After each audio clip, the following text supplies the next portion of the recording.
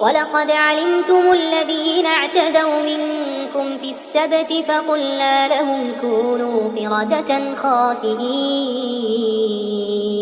فجعلناها نكالا لما بين يديها وما خلفها وموعظة للمتقين.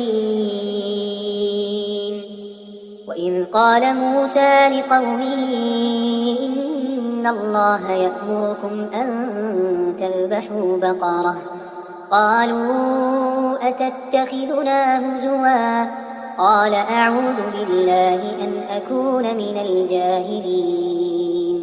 قالوا ادع لنا ربك يبين لنا ما هي قال إنه يقول إنها بقرة لا فارض ولا بكر عوان بين ذلك فافعلوا ما تؤمرون.